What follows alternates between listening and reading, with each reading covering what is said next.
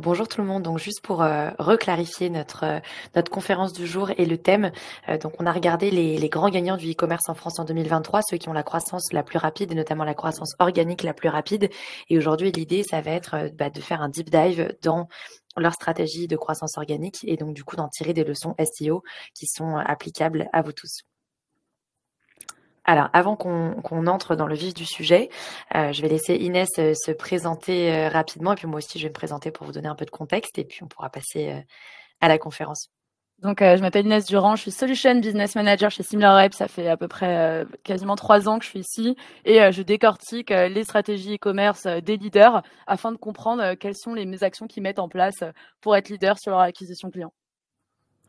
Et moi, je m'appelle Alix Romatet, je suis directrice du marketing à l'international, donc sur toutes nos régions sauf les US. Et mon rôle, c'est vraiment d'accompagner les leaders go-to-market, ce qu'on appelle chez nous, donc pour établir une marque qui, enfin voilà, sur les différents marchés qui résonnent avec les différents marchés sur lesquels on opère chez SimilarWeb.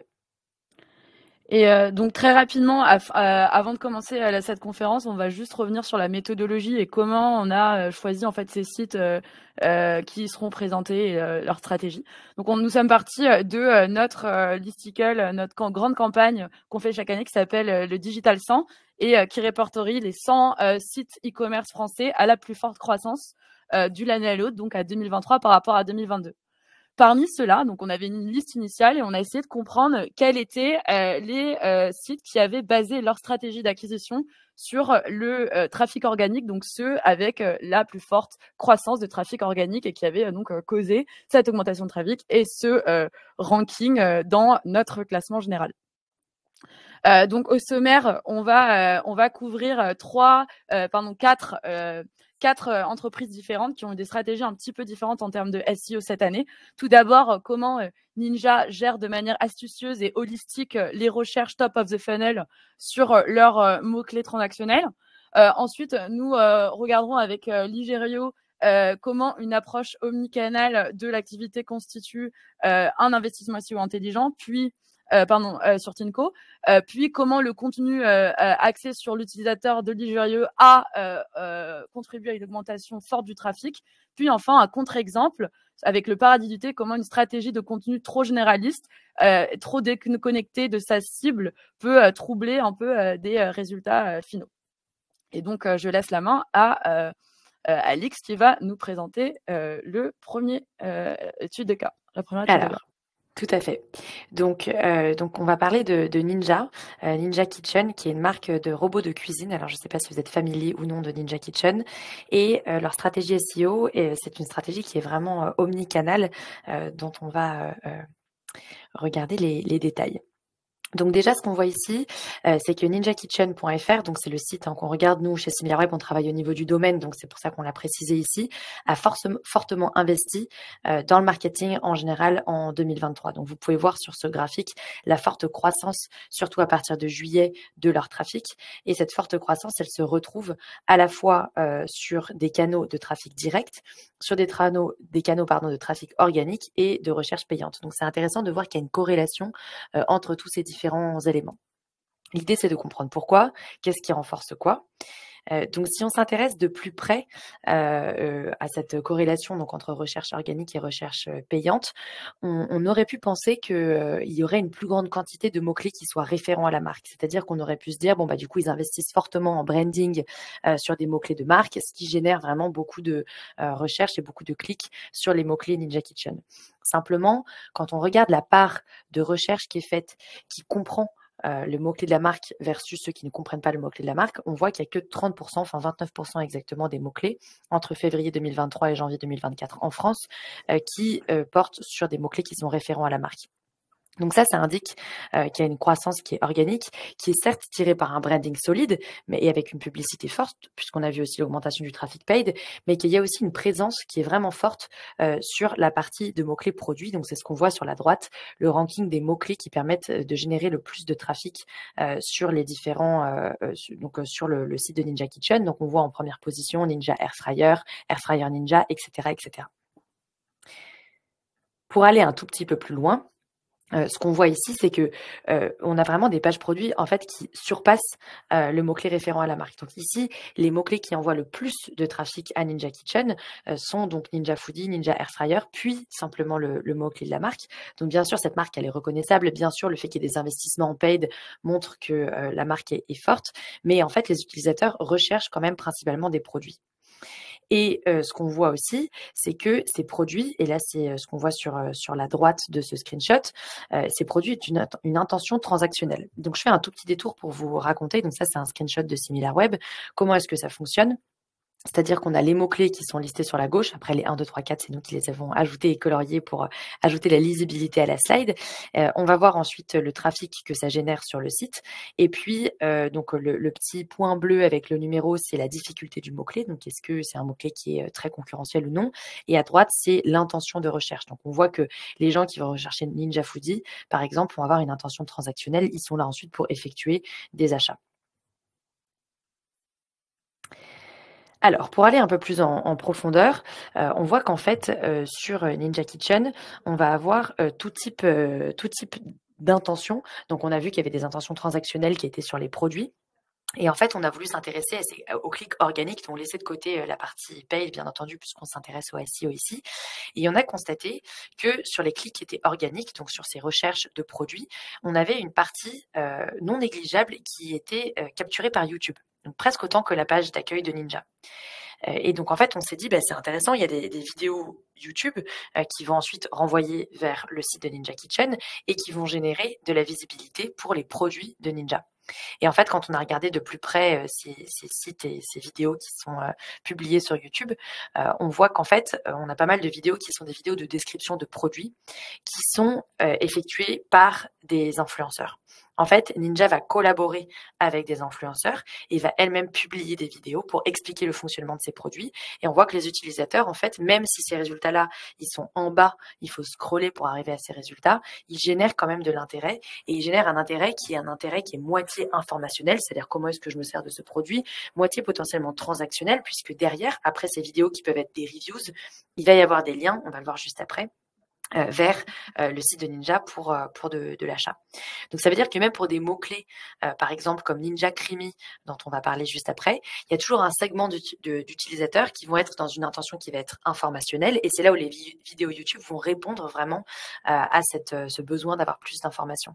Et c'est intéressant parce qu'en fait, Ninja, ça veut dire qu'ils ont une stratégie qui va venir à la fois répondre à un besoin transactionnel en poussant du coup des pages qui sont des pages organiques tout en haut de la recherche et en travaillant vraiment leur page produit, leur catalogue produit pour répondre à ces intentions-là. Et à la fois, on le voit sur le screenshot en bas à gauche. Alors c'est assez petit, mais vous pouvez le voir. Ici, il y a aussi tout un travail autour de la SERP et à la fois, on va avoir aussi des recherches donc informationnelles avec de la vidéo. Donc je prends le feedback de parler moins vite. Je vais essayer de ralentir un petit peu ou en tout cas vous donner 2 minutes de pause pour que vous puissiez regarder cette slide.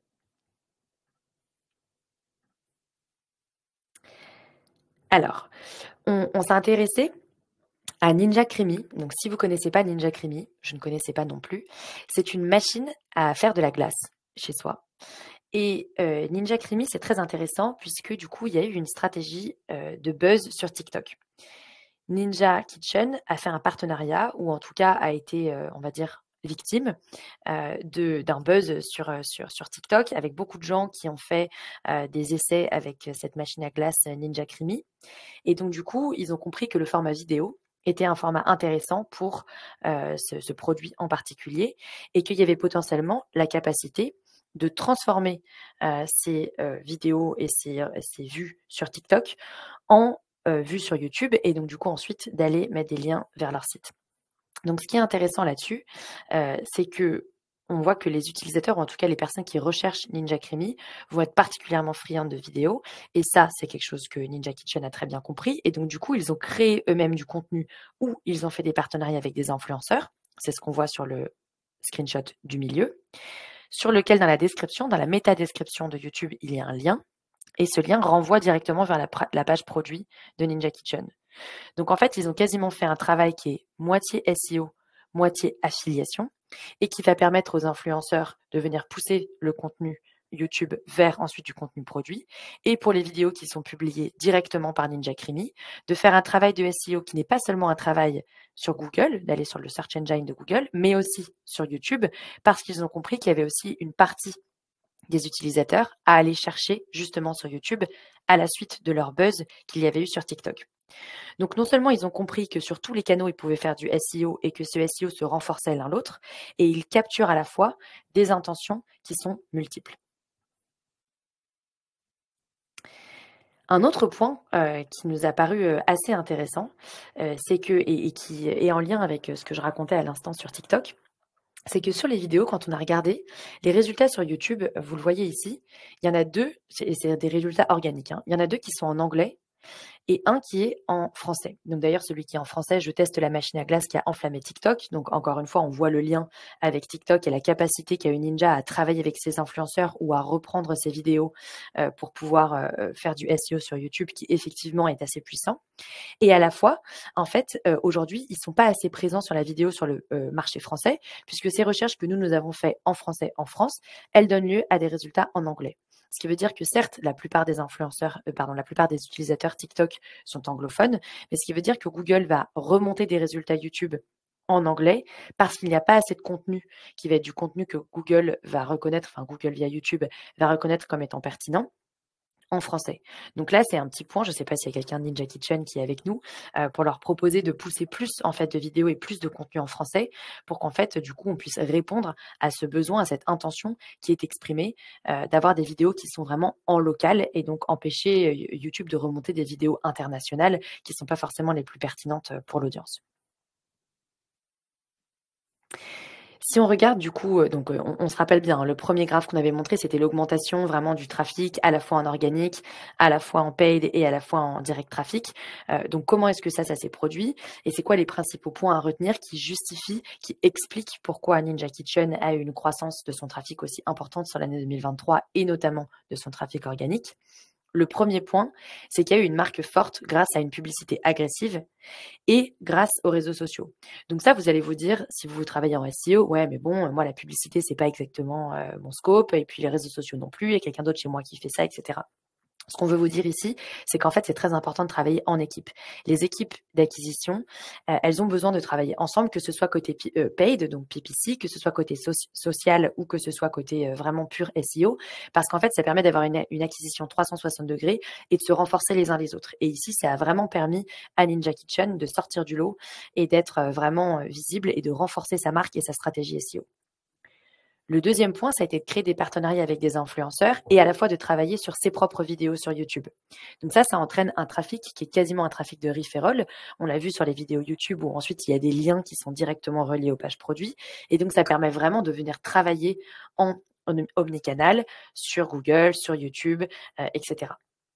Et le troisième point sur lequel vraiment Ninja s'est démarqué par rapport à d'autres marques qu'on a pu analyser, c'est le fait de venir chercher, de venir répondre à des intentions de recherche qui sont multiples, à la fois sur la partie marque, donc évidemment en ayant vraiment un branding qui est fort, à la fois sur de la recherche transactionnelle et à la fois sur de la recherche mixte, c'est-à-dire à la fois informationnelle et à la fois transactionnelle avec de la vidéo. Et ça, en fait, si on ne fait pas ça, si on ne vient pas vraiment répondre à des recherches multiples, on peut avoir une perte de clics. Enfin, en tout cas, on a un manque à gagner en termes des clics qui ne sont pas capturés et qui, du coup, vont bénéficier à d'autres acteurs. D'autant plus quand on a une marque comme Ninja de robots de cuisine, ou si vous prenez d'autres marques de robots de cuisine comme Seb et compagnie, c'est des marques qui vendent via des retailers. Ici, on voit que la plupart du trafic, il va directement sur le site de Ninja Kitchen, ce qui est assez extraordinaire pour une marque qui vend ce genre de robots. Vous pourriez vous attendre à acheter des robots Ninja Kitchen sur Darty, sur Amazon, etc., etc. Et ici, vraiment, ils sont restés maîtres de leur trafic et ils vendent uniquement de manière directe, ce qui du coup leur permet de venir faire grandir leur trafic et de vraiment d'être en maîtrise totale à la fois du narratif et à la fois du trafic qu'ils veulent récupérer sur leur site. Donc, un cas d'usage intéressant. Et je vous propose de passer à un deuxième cas d'usage qui est tout à fait différent que Inès va nous présenter et qui s'appelle Ligerio. Merci Alix. Donc justement, en rebondissant sur les intentions de recherche multiples, c'est une stratégie que Ligerio a développée et a masterisée, en tout cas dans sa stratégie de contenu intelligente, extrêmement bien faite. Donc qu'est-ce que c'est Ligerio tout d'abord? Moi, j'étais pas forcément familière avec cet acteur. En fait, c'est un acteur de e-commerce qui vend des sols, donc des parquets, des tomates, des carrelages anciens en direct to consumer, en D2C sur son site. Et qu'est-ce qu'ils ont fait? Donc tout d'abord, on a vu que c'était un site qui avait connu une assez forte croissance, évidemment puisqu'il était dans notre ranking, plus 59% d'année en année, et on a essayé de comprendre quel était son breakdown de canaux d'acquisition. Ce qu'on s'est aperçu, c'est que non seulement Ligerio repose globalement, en majorité sur le trafic organique, donc 29%. Et deuxièmement, même si le paid search fait partie d'un le paid search c'est la recherche SIM, donc cette ligne en rose, même si elle faisait partie en tout cas dans la première moitié 2023 de la stratégie d'acquisition de Ligerio, on voit un changement de stratégie autour de 2023. Et ce qui est assez intéressant, c'est qu'on ne voit pas forcément une corrélation en fait entre la hausse de paid avant et une hausse de trafic organique. Donc, ce qu'on se dit, c'est que vraiment, en cours 2023, il y a eu une Ligerio qui s'est recentrée sur le canal traditionnel de trafic qui est le SEO. Mais la question, du coup, c'est peut-être que vous diriez, peut-être qu'effectivement, comme il y avait des investissements SIM avant, peut-être que ceci, donc à force de remonter la page de Ligerio en haut des recherches Google grâce à la paid, peut-être que les consommateurs ont gagné un peu plus de connaissances de marque et avec, en tout cas, cette hausse de trafic organique est liée à une hausse de l'image de marque. Et on va voir sur la slide suivante que ce n'est pas forcément le cas. En fait, en regardant donc sur le canal de trafic organique, la séparation entre trafic qui vient de mots-clés de marque et de mots-clés génériques, on s'aperçoit que seulement 13% du trafic de Ligerio est référent à la marque. Donc là, on est vraiment sûr que la croissance organique du site est due à une approche SEO traditionnelle. Et d'ailleurs, c'est pas par hasard qu'on vous montre ces métriques. C'est vraiment des métriques intéressantes pour vous en tant que professionnel du SEO, analyser, décortiquer les stratégies de vos compétiteurs. Donc maintenant, plongeons-nous un petit peu plus dans le détail de la stratégie de contenu de Ligerio qui nous a plutôt marqué. Donc comme j'ai répété, comme je l'ai déjà dit avant, Ligerio vend des matériaux de sol tels que du pavage en pierre, des carreaux en sol, de la moquette, etc. Et globalement, ce qu'on s'aperçoit, c'est que chez SimilarWeb, on peut traquer quelles sont les pages qui reçoivent le plus de trafic organique d'un site. Et en regardant les 30-40 pages recevant le plus de trafic, on s'aperçoit que la majorité des pages du haut du classement sont des guides. Donc, indiquant que le site, en fait, a une approche traditionnelle, top of the funnel du référencement. Même sur les screenshots, ici, on voit réglementation et normes d'escalier, les dimensions à respecter, quel sens pour la pose d'un parquet en PVC. Ici, sur le screenshot de droite, comment poser des pavés anciens. Donc, vraiment des guides, des how-to. Et son contenu, en fait, couvre vraiment un large éventail des sujets, y compris des contenus pensés pour non seulement les propriétaires de logements, mais également tout simplement pour le marché du bricolage en règle plus générale. Donc en créant beaucoup de contenu informatif top of the funnel, ce contenu est généralement plus facile à classer dans les résultats de recherche que le contenu transactionnel, c'est-à-dire les pages produits, etc.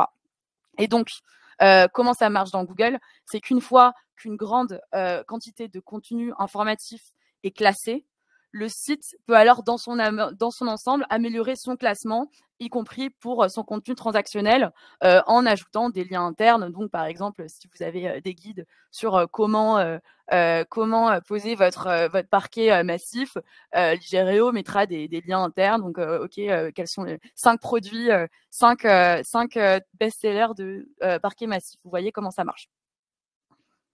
Et donc, ça nous mène donc vraiment à une stratégie SEO full funnel en fait. Donc, on part des guides, des how-to, comment poser, que choisir, etc. Mais cela implique en fait que tous les aspects du funnel d'acquisition sont classés dans la recherche. En effet, bien que donc le site crée principalement du contenu top of the funnel, on constate aussi que des pages de premier rang, donc ça c'est encore pareil, c'est les pages organiques qui ont le plus de trafic, mais sur le coup les 15 premières, on s'aperçoit qu'en 5e, 6e, 9e, 10e position, on a des pages de catégorie de produits et même des pages produits directement. Donc pour ce faire, en fait, Ligerio a vraiment créé une stratégie de contenu qui est très structurée, qui va des sujets généraux, qui permet au consommateur de s'informer dans son choix, puis vers des sujets de niche et enfin vers des pages produits qui correspondent en fait au contenu. Donc vu que le contenu sert le public principal du site, cela améliore le classement dans l'ensemble du site et y compris pour, on verra, les mots-clés transactionnels. En effet, vous verrez, on aura un contre-exemple plus tard dans la conférence. Si on regarde les mots-clés qui génèrent le plus de trafic vers le site de Ligerio, malgré le fait que la plupart des pages, il y a pas mal de pages de guides, etc., donc plutôt de contenu, sont au-dessus que les pages produits. On verra que quasiment tous les top mots-clés sont transactionnels, mis à part le premier mot-clé Ligerio, donc avec but navigationnel afin d'arriver vers le site. Les autres, on a Brasero, Travertin, Brasero Plancha, donc qui nous évoquent des doux souvenirs d'été en ce premier jour de printemps. C'est parfait. Et donc, en fait, on peut vraiment confirmer cette stratégie SEO full funnel d'acquisition en voyant donc ces nombreux mots-clés de nature transactionnelle qui sont les premiers en trafic redirigé vers le site. Donc, quelles sont les leçons pour vous en tant que professionnel? C'est vraiment de créer un contenu qui est ciblé, qui résonne auprès de son audience. Et ça paraît simple, mais finalement, on verra dans d'autres exemples dans cette conférence que c'est pas toujours le cas et qu'on peut être tenté de créer beaucoup de pages de contenu afin d'être sûr de ranker dans Google. Et enfin, c'est toujours intéressant vraiment de penser cette stratégie de contenu forme top of the funnel, donc informationnel, jusqu'au bas du funnel et couvrant tous les accès afin de mieux ranker. Et donc voilà, maintenant, passons à un autre exemple. Alix, Tinko, une stratégie de trafic référent à la marque, sur le coup, qui est beaucoup plus axée sur l'image de marque. Tout à fait. Merci Inès pour cet exemple. Alors du coup, Tinko, une marque d'aspirateur, et je me suis rendu compte du coup que moi je me spécialisais dans l'électroménager. Donc après la marque tout à l'heure de robots de cuisine, je suis sur les aspirateurs, très glamour.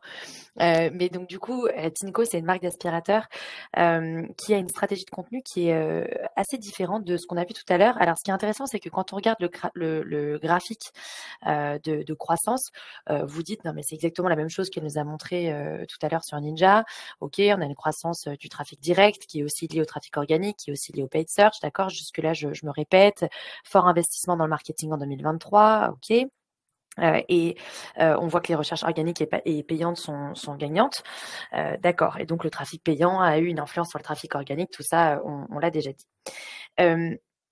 Ici, ce qui est intéressant, si on passe à la slide suivante, c'est qu'en fait, contrairement à ce qu'on voyait sur Ninja, où il y avait 29% des mots-clés qui étaient référents à la marque, ici, on a 88% des mots-clés qui sont référents à la marque. Donc, ce que ça veut dire, c'est que la plupart du trafic de Tinko, c'est un trafic qui est branded. Donc, c'est des gens qui tapent Tinko dans leur moteur de recherche. Donc, ça veut dire qu'il y a eu une stratégie de paid qui a été extrêmement forte pour développer la notoriété de la marque et il y a assez peu finalement, enfin beaucoup moins de recherche produit que ce qu'il y avait tout à l'heure sur Creamy, la machine à glace, ou même sur le air fryer que proposaient les robots de cuisine que proposait Ninja. Sur le screenshot central, ce qu'on voit encore une fois, c'est quels sont les mots-clés qui vont ramener du trafic vers Tinko. Et donc là, si on prend le premier mot-clé, donc ce qui qui est Tinko, il y a 64%, enfin ça représente 64% des recherches organiques qui sont juste sur ce mot-clé-là. Donc il y a vraiment une intention de venir miser sur la marque, de venir développer la marque beaucoup plus que de développer les pages produits. Et donc du coup, dans ce cas-là, il y a une sorte d'effet boule de neige entre travailler vraiment sur du paid pour venir apparaître en premier dans ses résultats et à la fois travailler sur de l'organique pour pouvoir développer sa notoriété. Alors, qu'est-ce que ça veut dire et comment est-ce qu'on fait? C'est quoi les tips un peu qu'on peut vous partager quand on décide d'avoir une stratégie vraiment de miser sur sa marque comme ça pour pas être coulé directement par des concurrents? Ici, on a mis une petite citation de notre ami Jason Barnard. Donc, pourquoi donc votre SERP est votre nouvelle carte de visite. C'est ce que lui il raconte. Et en fait, il a créé une sorte de nouveau type de SEO qui s'appelle le Brand SERP SEO. Donc, l'objectif de cette nouvelle typologie, c'est de s'assurer que si un utilisateur recherche votre mot-clé ou vos mots-clés de marque, votre marque occupe tout le territoire SEO, y compris donc les résultats textuels, mais aussi les fonctionnalités SERP. Donc, que vous puissiez vraiment être premier sur toute la page de Google. Alors, ici, on va passer vraiment sur des tips, donc pour suivre, comprendre vraiment comment est-ce qu'on fait pour suivre cette mise en avant de la marque d'un point de vue d'une stratégie SEO. Le premier, c'est donc vraiment de suivre le SERP de votre marque. Donc, munissez-vous d'un outil qui vous permet de comprendre comment est-ce que ça évolue au fur et à mesure du temps, comment est-ce que vous classez par rapport à vos concurrents au fur et à mesure sur les différentes SERP. Alors, je ne vais pas revenir lister les SERP, etc. Mais vous voyez ici que nous, chez SimilarWeb, on a la possibilité de regarder au fur et à mesure du temps le positionnement de votre marque sur les différentes SERP, donc Image Pack, Sitelinks, People Also Ask, Knowledge Panel, etc., etc.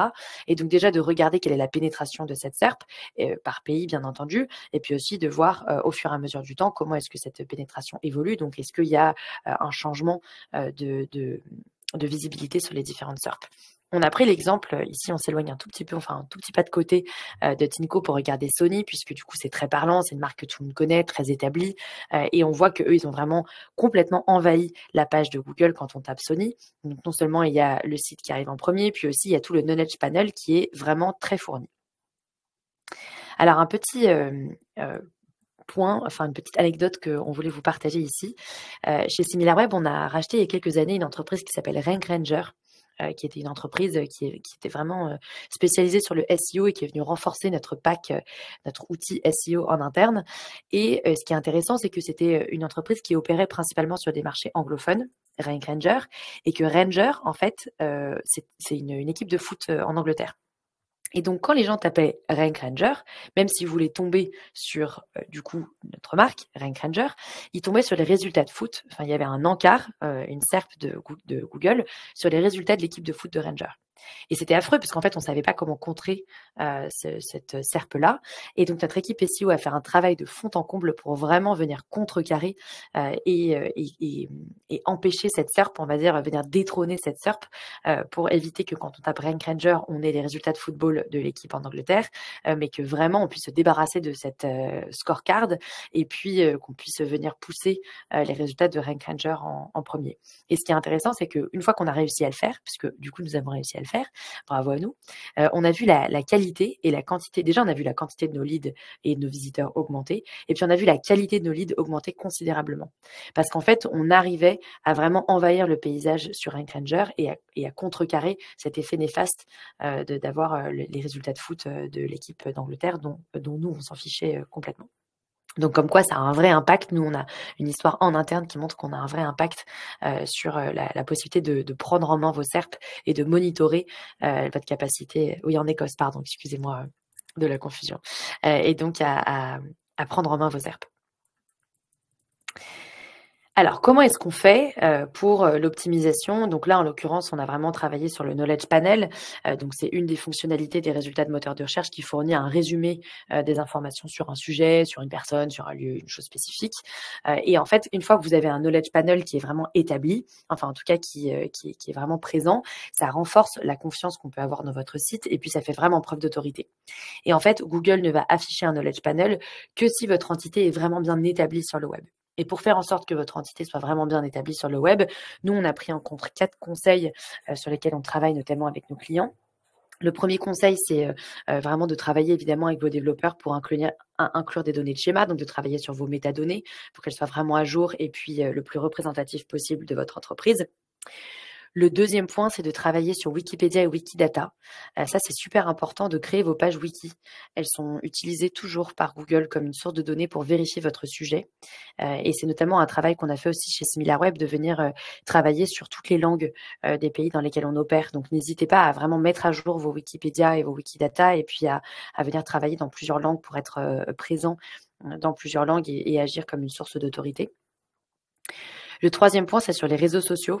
On parlait tout à l'heure justement de TikTok.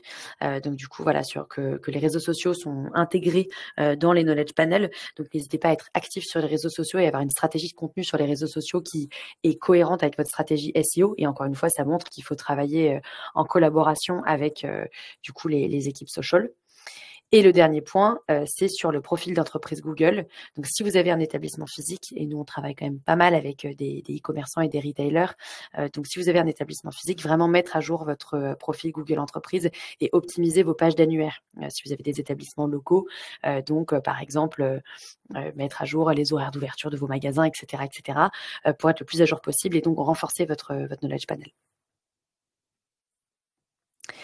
Un autre tips qui est on va dire, tout aussi important que la SERP, mais qui vient corroborer autre chose. Et encore une fois, j'ai une anecdote assez intéressante à vous partager là-dessus. C'est vraiment des tips d'insider que je vous partage. C'est ce qu'on appelle en interne la brand protection, donc la protection de la marque. Parce que, et donc là, ça relève du paid search, mais c'est encore une fois vraiment important de travailler avec ces équipes-là pour ne pas se noyer dans sa stratégie SEO. La brand protection, c'est donc, vous allez avoir des concurrents qui vont se positionner de manière payante sur les mots-clés de votre marque. Alors, ils peuvent le faire aussi de manière organique, donc en créant des landing pages. Par exemple, nous, on est un outil B2B, donc on va pouvoir créer des landing pages sur utiliser SimilarWeb plutôt que un concurrent. Et nos concurrents font pareil. Pourquoi est-ce qu'il faut utiliser X plutôt qu'utiliser SimilarWeb et donc faire du SEO là-dessus? Effectivement, c'est évidemment une manière de venir travailler sur la brand protection et être agressif sur la concurrence. Cependant, il faut aussi que vous soyez les premiers sur les résultats du nom de votre marque de manière payante, puisque c'est ce qui arrive tout en haut des résultats. Et nous, on s'est rendu compte en interne que on dépensait du coup quand même pas mal d'argent sur des mots-clés qui sont les mots-clés de SimilarWeb. Et en fait, on manquait de visibilité pour comprendre sur quel marché est-ce qu'on dépensait, enfin où est-ce que en gros était alloué l'argent quand on dépensait sur Google Search. Et puis, est-ce que vraiment c'était utile? Est-ce qu'il y avait vraiment des concurrents qui se positionnaient sur nos mots-clés? Et donc, est-ce qu'on les payait? Est-ce que l'argent qu'on dépensait était un argent qui était bien dépensé? Et on a commencé à mener une analyse après que notre CEO nous a demandé de mener une analyse et on a vu qu'on dépensait énormément d'argent sur le mot-clé SimilarWeb au Pakistan. Alors, je n'ai rien contre le Pakistan, mais on va dire que c'est pas un hub de business important pour nous chez SimilarWeb. On n'a pas beaucoup de clients pakistanais et c'est certainement pas un endroit où on va aller investir sur du paid et on a un intérêt à venir développer notre marque, en tout cas aujourd'hui. Et donc on s'est dit mais en fait c'est absurde, on dépense pas au bon endroit, pas sur les bons marchés. Au Pakistan en fait on n'est pas non plus très menacé par nos concurrents, donc pourquoi est-ce que on fait ça? Et ça nous a donné l'envie et surtout le besoin de venir développer un outil en interne dans SimilarWeb en se disant mais si nous on rencontre ce problème alors qu'on est censé être super informé sur ce qu'on fait étant une entreprise qui offre de la donnée et de la visibilité sur la concurrence, il faut absolument qu'on puisse répondre à cette problématique aussi pour nos clients. Et donc, on a développé un outil en interne, un module dans notre produit qui s'appelle Brand Protection et sur laquelle vous pouvez découvrir et suivre les marques rivales qui tentent de voler votre audience et bien sûr informer vos équipes paid lorsque vous devez activer ou désactiver des publicités de marque parce que vous voyez qu'en fait, vous avez un mauvais positionnement et que votre concurrence devient trop agressive sur ces sujets-là. Alors, de manière générale, si on revient à Tinko et donc du coup de manière plus générale à comment créer une stratégie qui est vraiment une stratégie de branding forte et donc de miser sur la marque, c'est vraiment quelque chose qui peut pas se faire tout seul. C'est-à-dire que c'est quelque chose qui peut pas être effectué en silo, juste du côté du SEO, de l'équipe SEO. Il faut travailler avec d'autres d'autres équipes. Donc évidemment, déjà, il faut capitaliser sur une marque forte. Bien sûr, d'avoir un volume élevé sur des recherches de marque, ça aide. Et ça, on le fait via de la publicité qui est assez agressive, puisque ça va influencer, ça va amplifier l'effet de marque. Et il y a aussi toute la partie sur suivre vos SERP pour renforcer votre autorité et faire en sorte que votre marque vraiment prenne tout l'espace quand on tape le mot-clé ou les mots-clés référents à votre marque, que vraiment vous soyez les premiers dans les résultats Google. Donc, un nouvel exemple de stratégie SEO gagnante grâce à Tinko. Et maintenant, le contre-exemple que Inès va vous présenter, qui est au paradis du thé. Merci beaucoup, Alix. Je te laisse reprendre ton souffle après ces belles envolées lyriques qui étaient très intéressantes par ailleurs. Je n'enlève rien aux qualités de l'intervention, à la qualité de l'intervention. Donc, au paradis du thé. Je sais pas si vous connaissez cet acteur. C'est un acteur donc qui vend donc du thé, des tisanes en e-commerce. J'ai plutôt l'impression qu'ils sourcent directement. Ils n'ont pas une marque très forte. Et du coup, on a pris cet exemple puisqu'on parlait donc de Ligerio qui crée des contenus, une stratégie de contenu intégrée donc du top of the bottom of the funnel d'ailleurs qu'on couvrira dans les questions. J'ai vu une question à propos de ça dans le Q&A. Là, on est plutôt sur un autre exemple d'un acteur qui on verra créer beaucoup de pages de contenu et qui s'en sert pour augmenter son trafic organique. Mais nous verrons à quel prix. Donc au paradis du thé, en regardant le breakdown, excusez-moi, j'essaye de passer la slide. En regardant le breakdown donc des canaux marketing, on s'aperçoit que cette fois-ci, cet acteur a vraiment une stratégie, comme l'a dit la slide, SEO first, avec un canal organique très très fort, donc en bleu clair. Le seul autre canal qu'on a remis dans cette slide, c'est le trafic direct pour vous donner un ordre de grandeur. Mais globalement, on n'a pas mis les autres puisqu'ils sont très très faibles. On a moins de 5000 visites sur l'année pour les displays, le paid search, les affiliates, enfin le referral et le trafic social également. Donc vraiment une stratégie vraiment centrée sur le canal organique. En revanche, ce qu'on a remarqué, c'est une forte baisse du trafic donc courant été 2023.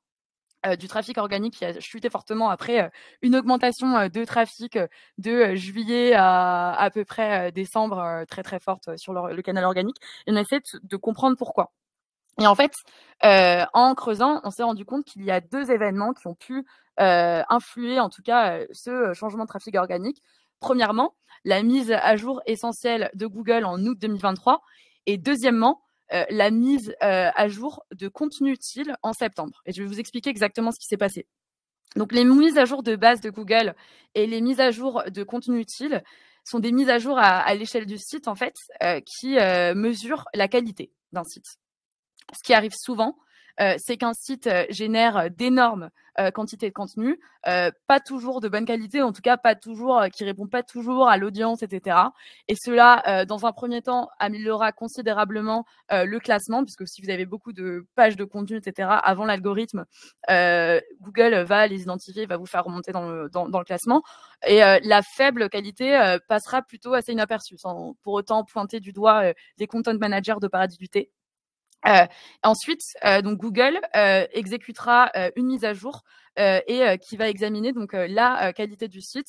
Et s'il voit de grandes quantités de contenu qui est de mauvaise qualité ou qui ne répond pas forcément au pain point de la target audience, qui est un petit peu hors sujet, l'ensemble du site sera rétrogradé.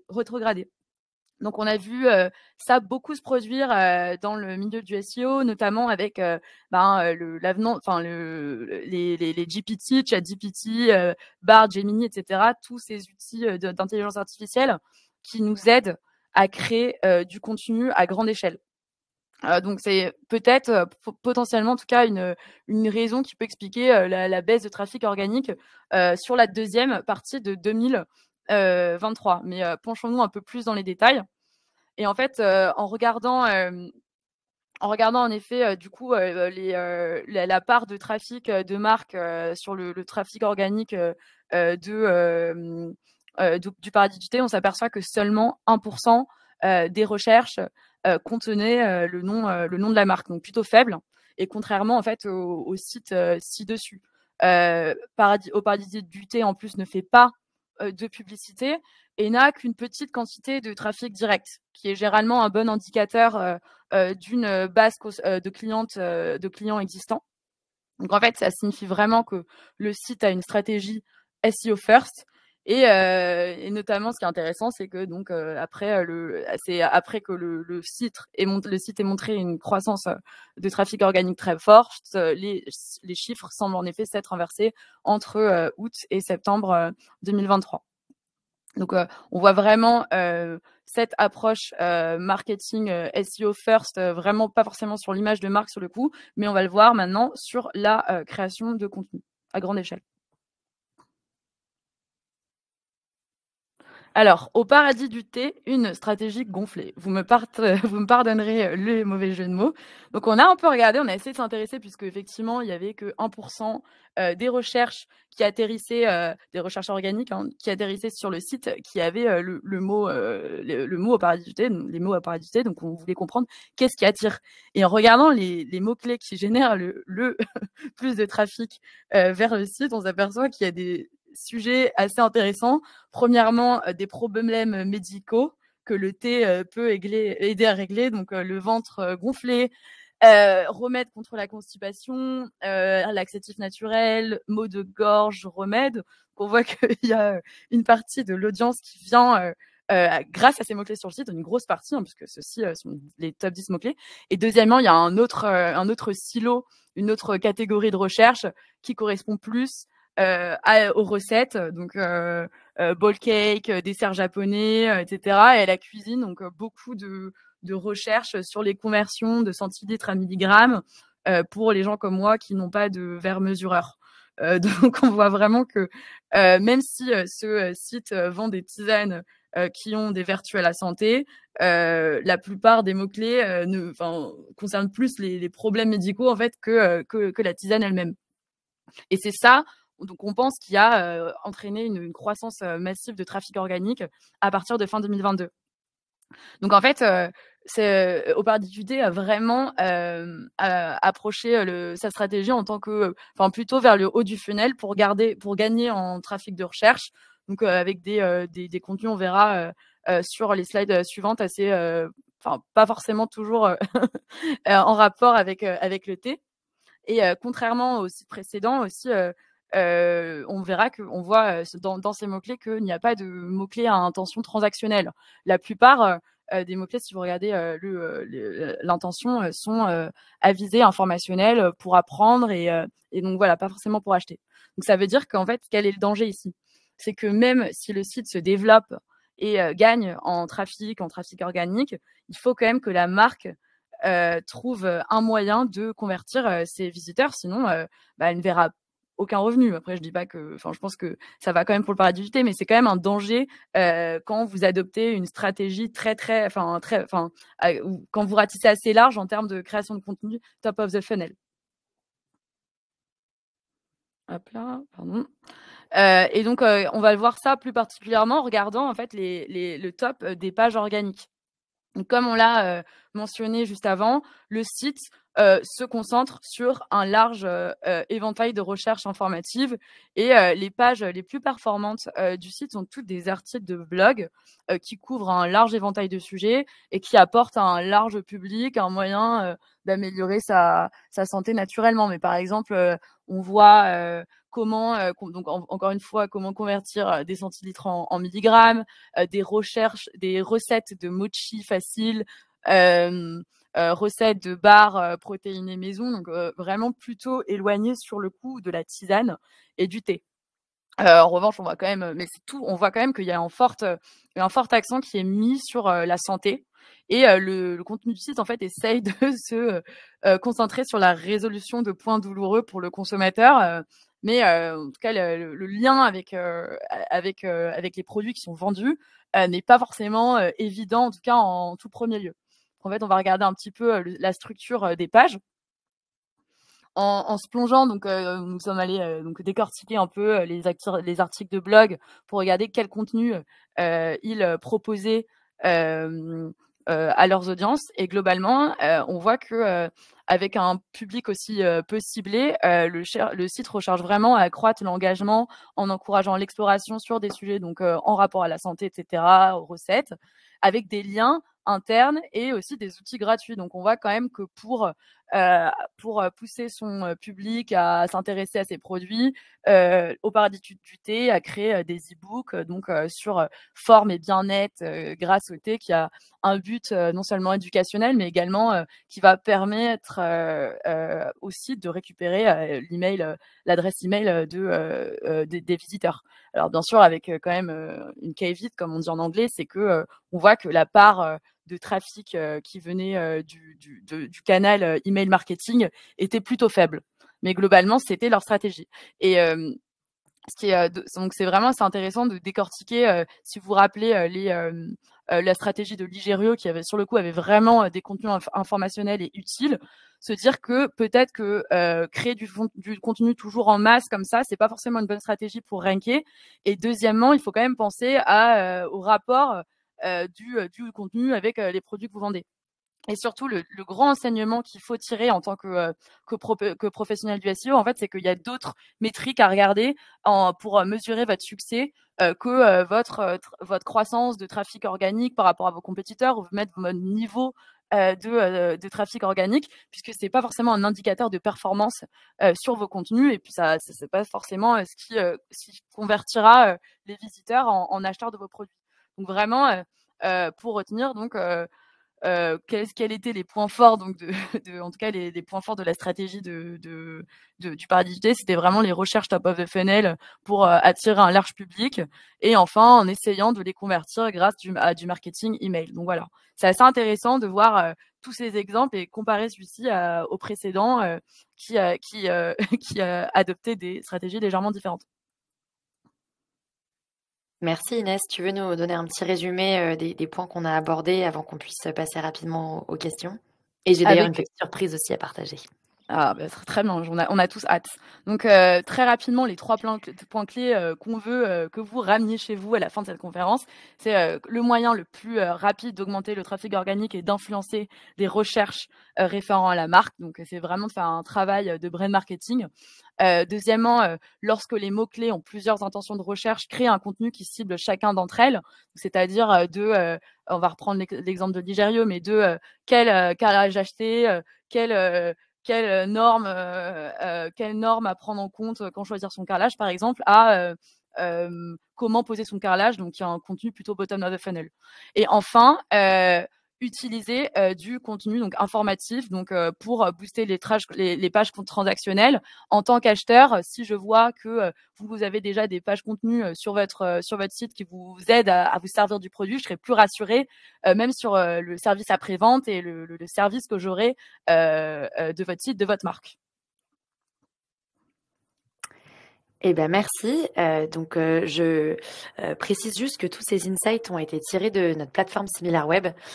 Donc notre plateforme SimilarWeb, elle permet vraiment de vous donner les données SEO les plus puissantes et les plus récentes du marché. Donc on a des mots-clés qui datent d'il y a 48 heures pour vous donner une idée de à quel point nos données sont fraîches et récentes.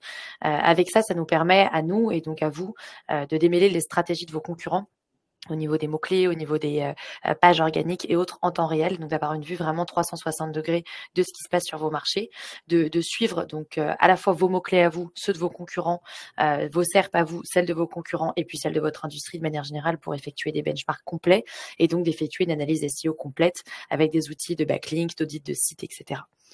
Donc là, c'est vraiment tout vient de la plateforme à laquelle vous pouvez accéder. Et donc, pour vous donner un avant-goût de ça, on vous propose une offre spéciale avec le SEO Square de 24% de réduction sur deux de nos licences, qui sont les licences Starter et Professional, que vous pouvez auquel vous pouvez avoir accès directement en ligne. Donc, je vais vous donner le lien. Juste un petit point sur cette réduction de 24%, c'est que vous devez d'abord être connecté à la plateforme. Donc, pour ceux qui ont déjà fait des essais gratuits de SimilarWeb, etc., vous pouvez directement cliquer sur le lien et avoir accès à la réduction. Pour les autres, il suffira juste d'entrer votre adresse email et après de revenir sur ce lien-là pour pouvoir en bénéficier. Donc voilà, on s'est dit que comme on vous avait donné un avant-goût de pas mal de choses, on voulait vous faire cette petite surprise-là. Donc, je vous envoie ça sur le chat. chat. Et donc c'est voilà, disponible sur Starter et Professional.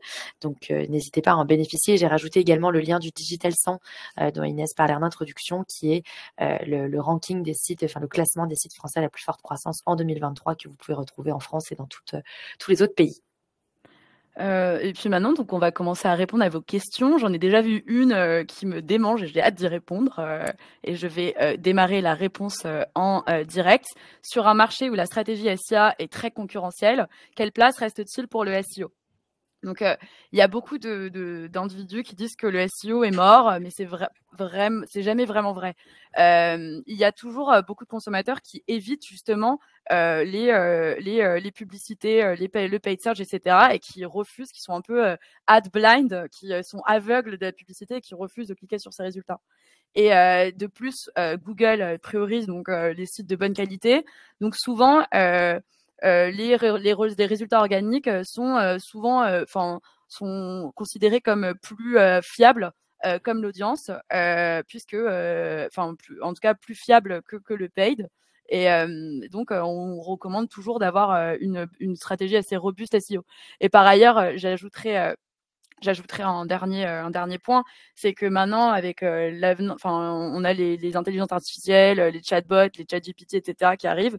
Et nous, chez SimilarWeb, on a des données où on peut voir les queries des utilisateurs. Et il y a de plus en plus, il y a de plus en plus de queries, en tout cas de parcours clients, qui commencent par ChatGPT, Gemini, etc., et qui eux, donc c'est quand même des outils qui se basent sur les schémas, un peu sur les mêmes outils techniques que le SEO pour récupérer des informations du site.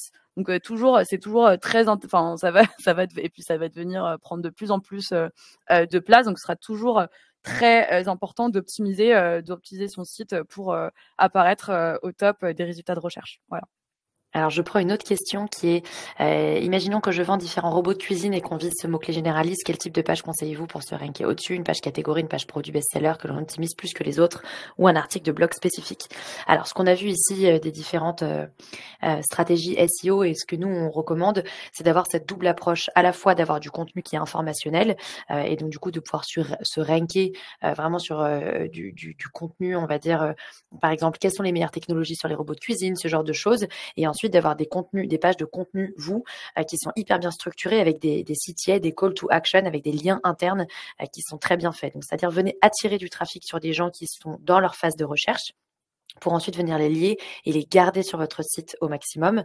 Et en parallèle de ça, travailler sur des pages produits avec une structure qui permet de venir répondre à ce mot-clé et d'incorporer ce mot-clé robot de cuisine, donc dans la structure et dans l'architecture de votre site, donc dans les catégories, dans les pages produits, etc. Venir travailler vos descriptions pour que les deux, du coup, se corroborent et que vous puissiez vraiment avoir autorité sur ce mot-clé robot de cuisine. Donc, une stratégie contenu large, plus un travail vraiment très spécifique fait au niveau de la page produit et de l'architecture du site. Je vois qu'il y a une autre question concernant Wikipédia. Il me semble qu'on ne peut pas rédiger nous-mêmes un article sous peine de conséquences négatives sur le SEO. Donc certes, vous pouvez pas, avec votre email bien sûr d'entreprise, rédiger vous-même un article et on le déconseille.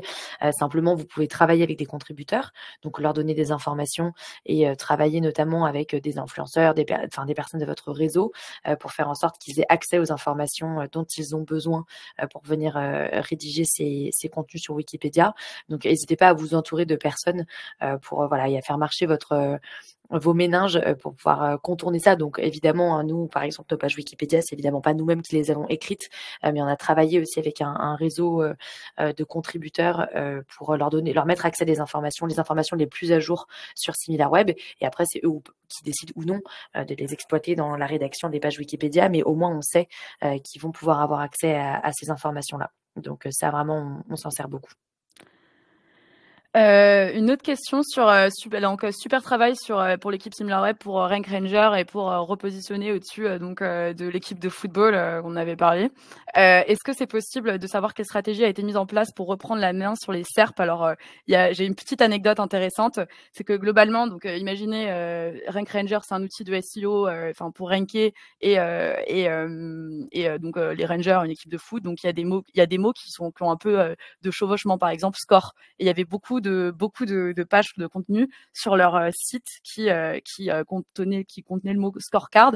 Et donc, Google pouvait peut-être le confondre avec score d'équipe de foot, score du match du week-end dernier. Et donc, en fait, ils se sont débarrassés du mot scorecard sur leur page principale et ils ont changé pour un synonyme qui était rankcard du coup pour certains des blogs et des contenus qu'ils avaient sur leur page principale, du coup pour réorienter Google et lui faire comprendre que ils n'étaient pas une équipe de foot et voilà. Donc c'est une des anecdotes, en tout cas une des stratégies que l'équipe a mis en place pour se repositionner sur leur propre SERP.